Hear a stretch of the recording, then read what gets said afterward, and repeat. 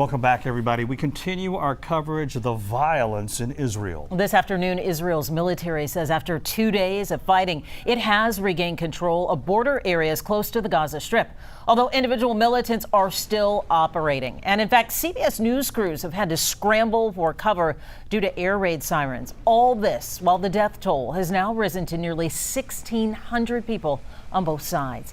And in just the last hour, President Biden released a statement sharing at least 11 Americans are dead, with others still unaccounted for. Joining us right now is University of Houston professor Emran El-Badawi, an expert on Middle Eastern history. Now, Professor, conflict with Israel and Palestine started decades ago. Can you briefly explain how it all began?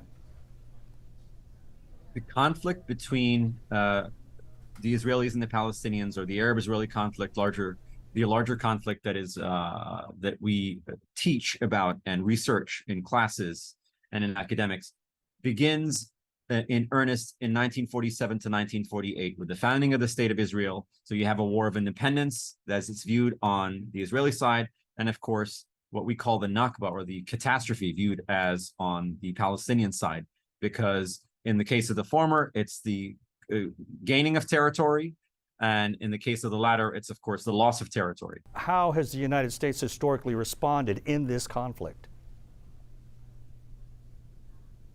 The United States has responded for better or for worse, and it's typically in its own best interest. But recently, if we look at both on the Republican side and the Democratic side, there has been more skepticism about why is it that the United States funds the State of Israel, especially its military apparatus, so generously.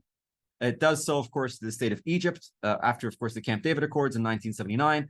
So there are some old agreements in there which we may need to sort of revise again. But the United States has typically, and in some cases emphatically, always sided with Israel, as, of course, President Biden did the other day, saying, "I stand with Israel." Full stop. What can we expect from this conflict moving forward? This is the scary thing. Things are developing so quickly that if you would ask me the question just this morning, I would have told you that, okay, we can expect a barrage of bombs and missiles, and you're showing them now, which has already taken place throughout Gaza, in response to the, of course, horrific violence that took place in Israel. It's the first time that barrier, I wouldn't call it a border because according to international law, it's not.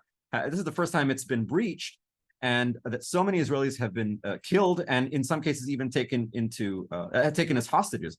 That's not happened in recent history. There are a lot of unprecedenteds taking place.